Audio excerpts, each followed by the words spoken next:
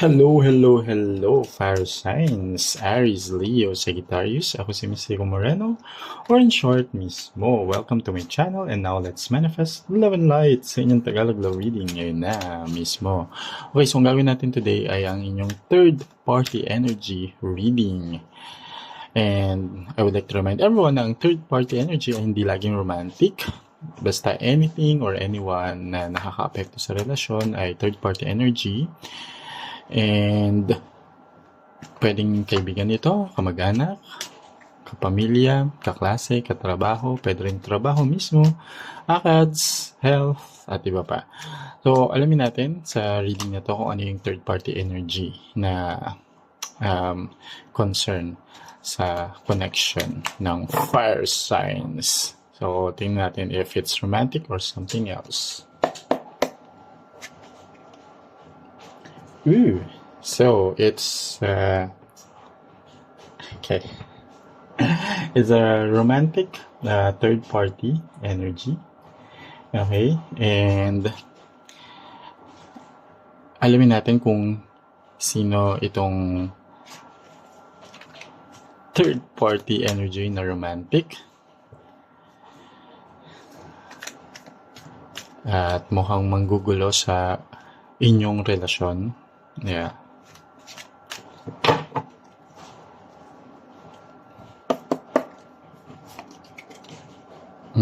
Seven of Cups. Okay. Sige, tabi muna natin to.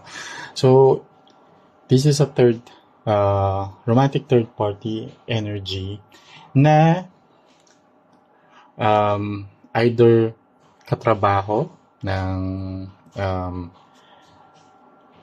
person ninyo, pwedeng kaibigan din, pwede rin na itong person na to ay kakasama sa isang like project or events, and not really work colleague, pero kumari sa mga projects na meet nitong person ninyo itong third party sa isang event na related sa work. And pwede rin na kakilala na ninyo ito, pwedeng kaibigan na person ninyo, or worse, baka kaibigan nyo pa. Okay, so this third party energy is someone na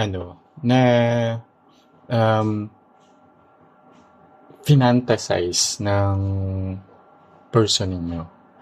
Okay, whether kung nakilala niya ito sa work or sa isang event related sa work, or kaibigan niya, finantasize niya itong person na to, tapos nagkaroon ng opportunity for them to sort of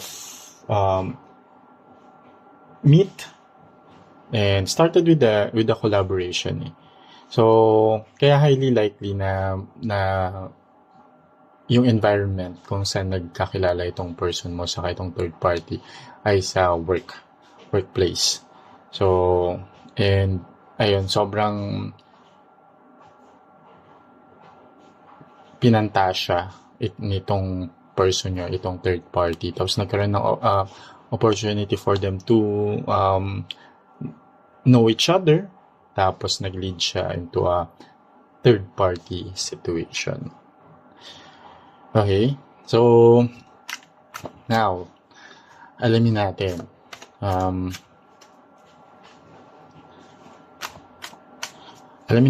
further kung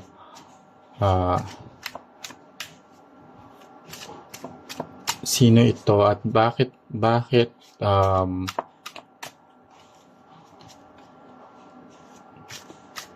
nakipag-relasyon itong tao na to sa person ninyo. Alam ba niya na nag-exist ka? Or hindi? Okay, let's find out. So I'll pull a pair here from this deck, isang card, saka from the other deck, isang card. Okay. Oh, The Lovers. Okay. Ano ba yung reaction ko talaga? Oh. Okay. Tingnan muna natin yung kapares before I interpret it. Pero I can sense the energy here na aware naman itong third party na may karelasyon yung person mo. But this third party still decided na magkaroon ng something between your person and that person. Gets?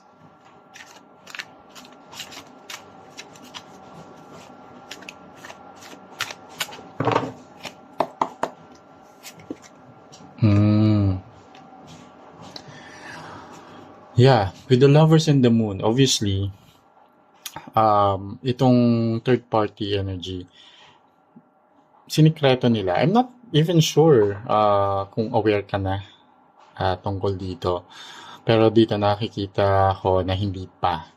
Or recently mo lang nalaman. Or nalaman mo from another person, like a friend or a common friend, ganyan, about it. Pero aware yung third party na may karelasyon yung person mo. For some of you, pwedeng kilala ka mismo. I mean, kilala niya kung sino ka. Pwedeng, for some of you naman, alam lang niya na may karelasyon yung person mo, pero hindi kanya kilala. But still, he or she is aware na may na third party siya. Okay? But still, pinush pa rin itong connection na to. And, ayun nga, also, merong physical attraction kasi between your person and this person. And, gaya nga ng, yung energy, yung overall energy ng third party is itong person na to, finantasize siya ng person mo. And yan, with the moon card showing up here, parang yun nga, may mga, syempre hindi naman sinasabi sa'yo for sure ng person mo kung sino yung mga pinapantasya ng tao, di ba? That's that would be awkward, that would be weird, that would be start of issues, arguments, di ba? So, kasi the moon card is a card of secrets, a card of illusion, a card of mga confusion and as well. So, medyo confused na ngayon yung person mo din sa nangyayari. Kung itutuloy ba niya tong third party or tutuloy niya relasyon niya sa'yo or dun na lang siya sa third party. Yan, medyo confused siya ngayon when it comes to who he or she loves the moment. So, medyo foul talaga to. Tong person mo. Medyo anyway, sige. Now, tingnan natin ano naman ang nararamdaman ngayon ng person mo. Bakit niya actually ginawa talaga din to na magkaroon ng third party relationship? Okay. Tumalon tong card from the deck. So, I think ito yung gustong magpakita, which is making sense. So, tingnan natin ka.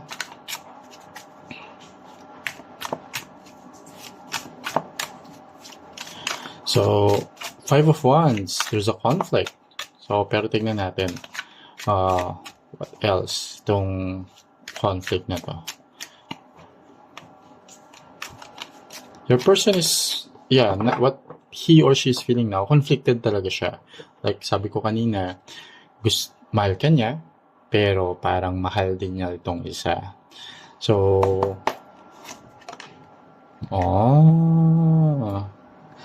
Okay. So, conflicted siya kung kanino siya masaya. Ito yung nararamdaman niya ngayon.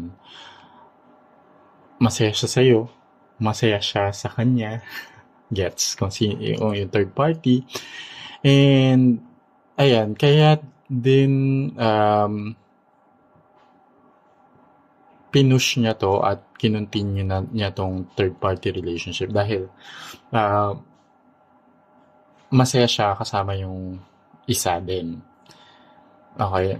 Pero itong nakikita ko dito kasi initially, 'di ba, parang attraction ngayon nangyari, parang pinantasya niya tapos nagkaroon ng opportunity na maging sila while you two are still together. So, yung say na yun is medyo nasa mababaw pang level. More on physical, more on parang navavalidate siya navavalidate yung person mo nitong third party dahil marami siyang insecurities. With the moon card also showing up here, it's a card of insecurity, and I think maraming insecurity yung person mo. And nung na-meet niya tong third party, parang na-validate yung mga bagay-bagay na hindi niya nakukuha from you, yung validation from you. And I think may mga conflict din kayo as a couple. And tapos parang he's using that excuse. He or she is using that excuse para gawin tong kabulustugan na ito. Well, I'm not really into cheating. So, kaya medyo parang ano ako dito sa person mo. So, yeah, I mean, hello. Kung sa isang relasyon, walang, ang tawag doon, parehong level of happiness. Meron at meron na mas masaya ka sa isa. So, dapat itong person mo, first, dapat hindi niya ginawa. Pero now, na nandito na tong situation na to, kailangan na niyang pag-isipan kung ano yung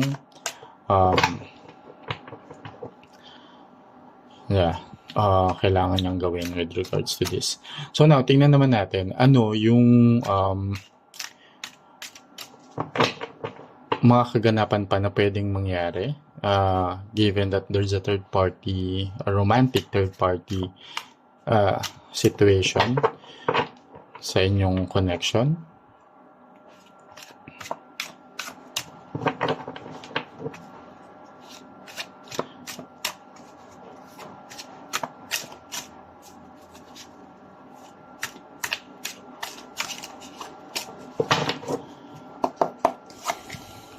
Judgment. Okay.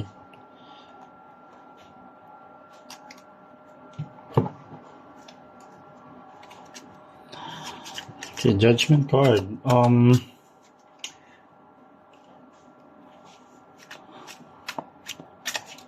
Okay, nasa sayo na to pero itong person na to, now na nalaman mo na siya, or even for some of you na hindi pa nalaman, pero I can see here na your person is feeling guilty already. At hihingi siya ng kapatawaran from you. Tingnan natin muna ano yung nakakabit dito.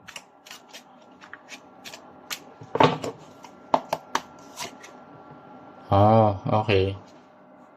5 of Swords. Yeah. So, itong person mo, very, ang dami ng red flags kasi, pero, dahil sobrang conflicted nga siya, hindi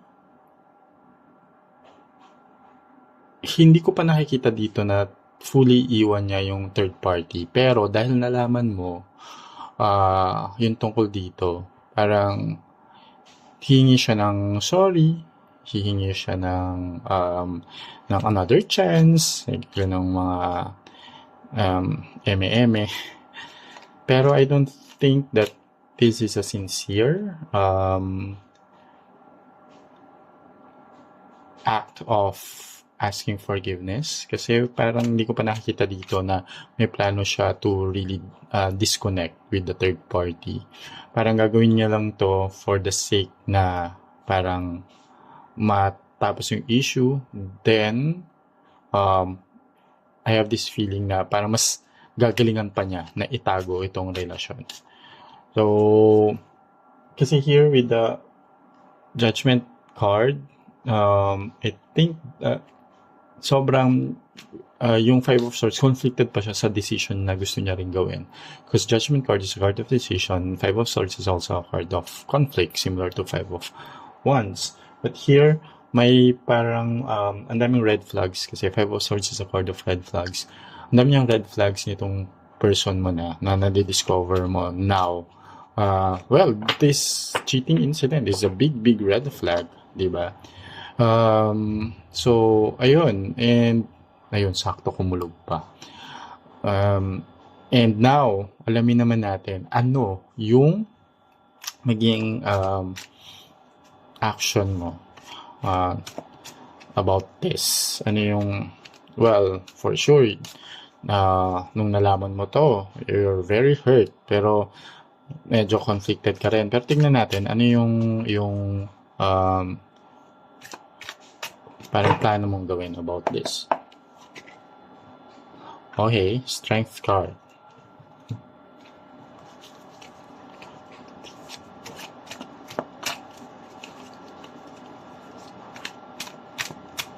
I think you will leave this person, kaya humihingi ng tawad to at another chance kasi ayaw niyang iwan mo siya.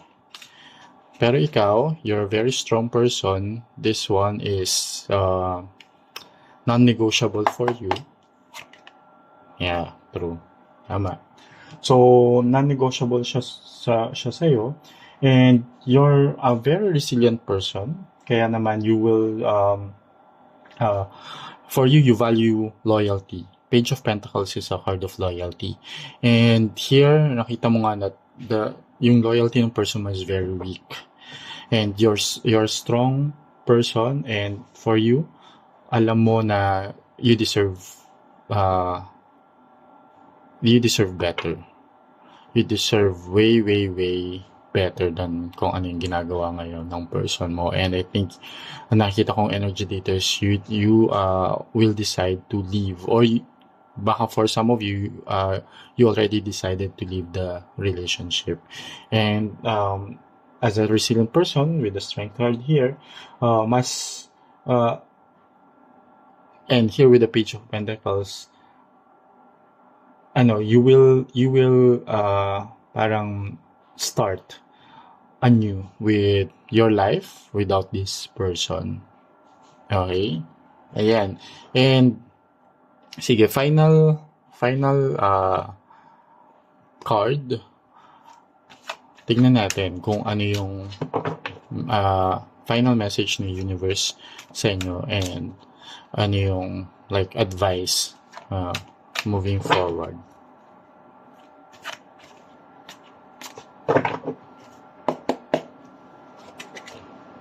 Eight of Cups. Yeah.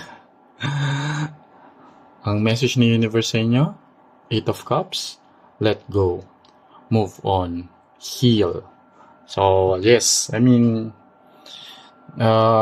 wise decision tong gagawin mo about this, moving on.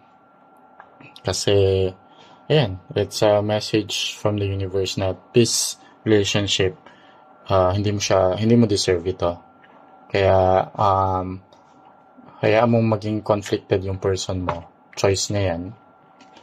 Pinili niya na gawin ito,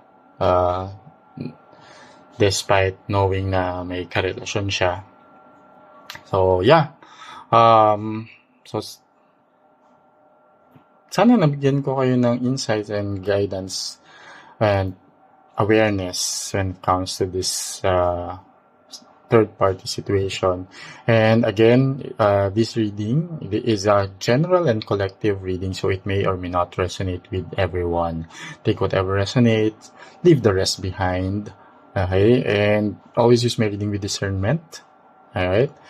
And yeah, kung nakaka-connect kayo sa akin at sa readings ko, I would like to invite you to support my channel. Like, share, subscribe. Okay? And comment na below if nag-resonate itong reading. Okay, so maraming salamat. Kita-kits na lang sa susunod ko pang love reading. Dito lang sa akin channel. Ako si Mystico Moreno, or in short, mismo. Ingat!